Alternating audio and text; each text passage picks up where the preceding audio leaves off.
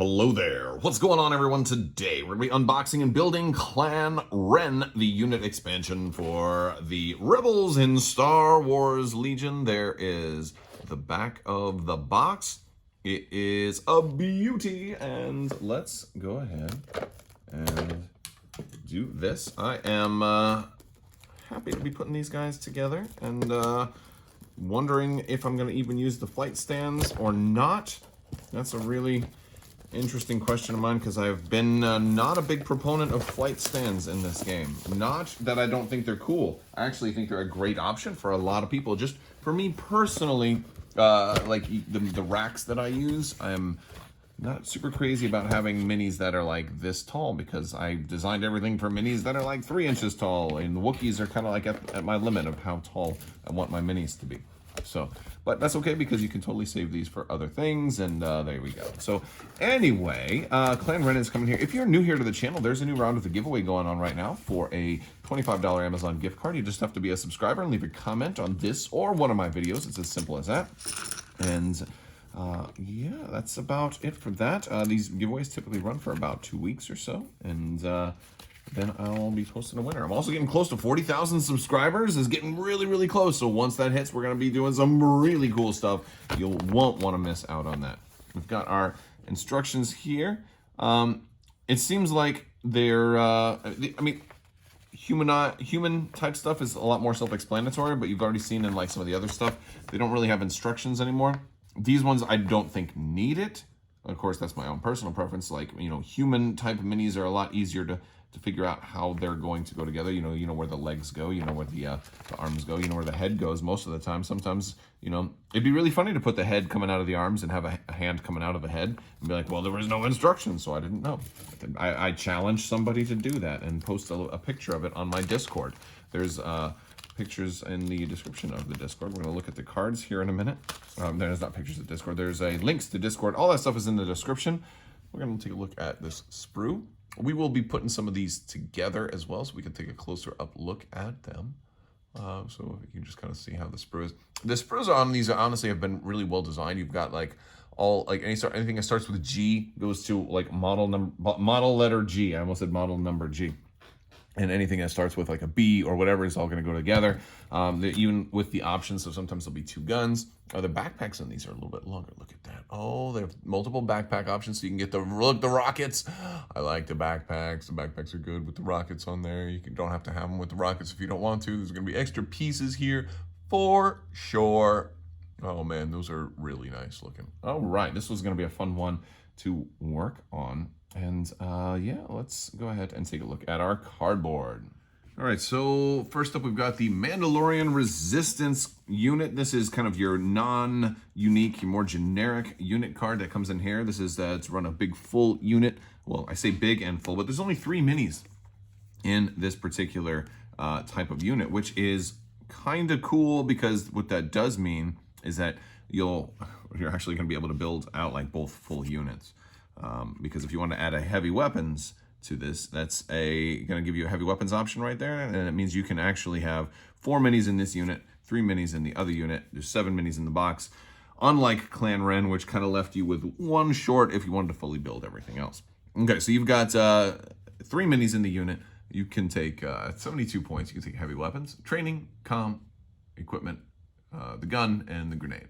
And you've got jump, impervious, and nimble. Jump 2 is going to be nice. A big thing on this unit is that they are speed 3 right here. So they're super fast. Combine that with jump 2, you've got super mobile troopers here. And that's pretty cool. I think that is really their claim to fame here, is that they're super hyper mobile. Now, impervious is nice. They got the red defense die, which you don't see very often for the Rebels. So that is also cool, especially in a non-hero. And in nimble, I don't see them taking dodge tokens very often, but you know, like nimble is one of those keywords. While it's neat, I have never found it to be of value to me in my playstyle.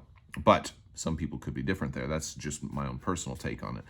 Combat training is they're going to get 2 dice per mini, which is nice. And then 2 dice per mini for their blasters, which is range 1 to 2. So they're short range on those blasters, which is a little bit of a bummer, but it's okay. 1 health per mini, so only 3 health in this whole unit, which means this is the this is the lowest health unit in the game, unless I'm totally mistaken here. I think this is the unit that can die via the smallest potential attack, like a single 3-die attack pool can one-shot this unit. Potentially. They won't, not with impervious, defensive surge, and red defense die. But that could happen. Like a single mine, from like the new BX droids could one-shot these guys. If they didn't have the heavy weapon, and like it would take all the stars to line up. But that's one thing I like. It makes me kind of like, I don't know how much I'm gonna like these guys, because I know there's gonna be one day where I roll really poorly, and then I'm gonna throw these guys out the window. But statistically, they have a very high chance. Like if you do the math, which I usually don't, I'm sure if you did the math, they would say, hey, these guys are gonna be hard to kill. I'm like, yeah, we'll see. But yeah, no, they're pretty nice. Defensive surge, offensive surge to hit, 1 health, 2 courage per mini. So that's pretty good. Now we've also got Clan Wren, which is a different version, kind of like we saw in Inferno Squad. This one has a couple extra things. It's got the extra heavy weapon because it's got equipped Tristan Wren and Ursa Wren. You're going to have to put Tristan and Ursa Wren on here. We'll take a look at their cards in just a moment. They also have Impervious and Nimble, but they also gains Retinue Sabine Wren. So if you're working with Sabine, which you will want to do if you're running these guys, I can't really imagine running these and not running Sabine, because you're going to get a free aim or dodge token. This might be the time that you actually get a free dodge token. I generally think aim is better, but if you're playing them the objective focus, which you might, then dodge might not be a bad idea, because you're going to get nimble. And if you can get behind heavy cover, and you can also maximize, like if you really want to be like, I'm not going to die today, then that could be the thing that does it for you. So that, that definitely works. 34 points, but it's going to be more expensive because you're going to have to add a couple of extra heavies to this one. You'll notice also we upgrade our melee attack a little bit to 2 black instead of a black and a white, while the ranged attack stays the same at range 1 to 2. Also gaining 2 health per mini. It really only applies to the one mini who happens to have 2 health, because Ursa and Tristan both have static health, and we'll take a look at them in a minute. But still the same speed, surge, and courage values on Clan Wren. So this is going to end up being a 6 health unit once it's built, versus this, which is a 3 health unit, well, potentially 4 health once it's built. Now, you could potentially make this one a 5 health unit if you wanted to run like Ursa Wren in one of these and Tristan Wren in the other one. You could potentially do that, but I don't know. All right, let's look at Tristan Wren first. He's a 2 health miniature. He has a range 3 shot, so if you run him in your regular Mandalorian Resistance, you're going to have a range 3 option. So that's cool. He's got lethal 1 and suppressive. Suppressive is so nice. And Rebels don't see a whole lot of suppressive attacks too, so that's cool. And then lethal, of course, you can spend that aim to gain Pierce. So a lot of times you probably, if you're running Tristan Wren, you'll probably be taking, if you plan on shooting at all, you'll probably be taking a free aim from Sabine if you can. And then we've got Ursa Wren, who is also, she's range 2, but she's got long shot, so you can potentially get up to range 3 if you need it there. Also, she becomes the leader. She's going to give you 3 dice, so she's the nicer attack pool. And she also has Dauntless, which she gives you. And Dauntless it's so good. It's so good. You're going to be Courage 2 here. You don't, it works better on Pathfinders because you want that courage to really factor into like, oh, I get extra defense dice now, but they don't really need the defense dice. So Dauntless is just really, really good. I like Dauntless quite a bit. So when, am I suppressed? No problem. I'm still going to move. And you combine that with the fact that they're speed 3, that's really cool. So that Dauntless can be very strong. So I like that. I like that a lot because also you think about a unit like this, they're going to be shot a lot, and statistically they're not going to be taking a whole lot of damage from those shots, which means if somebody tries to focus them down, that's a lot of suppression. Dauntless will be pretty cool. Long shot's the more rare keyword here, though. There's not that much long shot out there. So you can spend that aim to increase her range to range 3. Combine that with Tristan. Now you've got a 5 dice range 3 attack. Or if you get close enough, which shouldn't be too hard with speed 3, you can add in maybe your Clan Wren dude and add 2 more black. And now you've got 7 at range 2 and don't have to spend the aim to increase the range 3. You know, or you can split fire and do all kinds of crazy things. So that's pretty cool for those. If you're running the regular resistance option, maybe you want to run the Beskad Duelist. He's going to come with you here. He's a little bit cheaper at 28 points. And he is going to have a 2 red for his melee, which is going to increase their melee option a little bit. That's actually going to be pretty good. I'll give you 2 red, then 3 black and 3 white. So it's a nice little rainbow of dice you'd have there for a full Mandalorian Resistance unit. You cannot run him in Clan Wren, however. There's not enough room because you have to take Tristan and Ursa here. But he also gives you Duelist, and that is pretty nice. So if you spend an aim while you're attacking, you gain Pierce. While you're defending, if you spend a dodge, you gain Immune to Pierce, which is really, really nice. I do like that ability a lot. I think this actually guy would be kind of fun to run here with the Mandalorian Resistance. He's pretty cool. We get 2 copies of Jetpack Rockets, so you can put this on each of them. It's an armament option, and it's going to be, honestly, there's no competition for this slot, so it really depends on whether you want to spend 8 points or not. It's a one-time use, since notice the little X there, so once you use it, it's done. You don't get it back. It's not an exhaustible, it's a one-time expendable. Range 3 to 4 attack, and it's a red die. So that much is pretty nice. Now, everybody in your unit could use that. You could have, you know, 3 rockets fire, or potentially 4 rockets fire if you have the unit with all 4.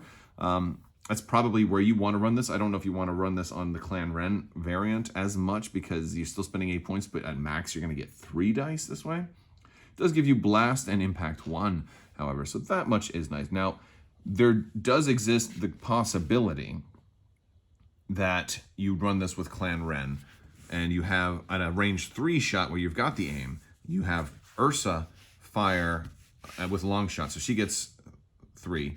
Tristan gets 2 more. But then you have your one that couldn't reach fire a Jetpack Rocket. Boom. Now he adds a red to that, so you still have 6 dice, but now it gains Blast. So that might be worth, but 8 points for that one shot is going to be interesting. So like that's also something else you could do here, or just go for that early game like big long range shot. But it's only a once per game ability. Still, it's kind of fun. I like these. That is a fun ability. And while I don't know, I still have my reservations on whether or not these guys are going to get taken off the board in one shot. I think having a fun ability like that is really cool. We're also getting an extra copy of Situational Awareness, an extra copy of Ascension Cables, and an extra copy of EMP Droid Poppers. I say extra copy because I am somebody who buys all of the expansions for all of the different factions, so I have these already. But if you only play Rebels, this may be your first opportunity to get these. So this may be your only copy of those upgrades. And then last but not least, we got our cardboard here. And there's that. And then let's go ahead and build out some units and see how they look when they're fully put together. So just a heads up, I'm doing Ursa Wren right here. And since there's no instructions, this is why it's important to dry fit. If you put the chest pieces on first, the legs will not be able to fit in. So you're going to definitely want to put like the legs in first and then put the chest over top so it locks in. That's a good tip. All right, so we've got everybody pretty much put together now. For the most part, we don't have all of the flyers on their flight stands just yet because I want to prime them in some, I'm breaking them. I want to prime them in, connected to some putty before I, try and get some paint on before it's such a pain in the butt though. That's another thing I don't like about the flight stands, because I like to prime them on the base and I like to paint them on the base. Oh, another thing is Ursa Wren has 2 head options. She's got the thing down and the thing up, and then she's got a hand option where she's got her hand kind of on it, like adjusting the rangefinder. So I did a hybrid. I wanted the rangefinder down, but I wanted her shooting. I didn't want her hand kind of on her head. I thought that would make it harder to paint. So Ursa's there. Here we go. We got another dude like in the kind of walking, like kicking in the doors and walking in. This building's secured. And then we got our Beskad Duelist here. I like that it's a mix of like the different styles of helmet. You got more of the male and female style helmets, which I don't know if those are strictly male and female style helmets, or if it's like or if it's a different style. If it just represents more of a and I don't know if it's a gender designation or if it's just a style designation. Here's Tristan Wren, and he had 2 gun options, but I gave him his range 3 gun option because I think he's going to want that a little bit more. So that's pretty cool. So they came out pretty good. Like here's one with the head on the, like calling in. It's like, yeah, after I kill these guys, I'll be back. Oh, you're at the drive-thru now? Well, get me get me a quesadilla, a steak quesadilla, and give me a number 4. Also, please, thank you. I'll be home soon. All right, bye.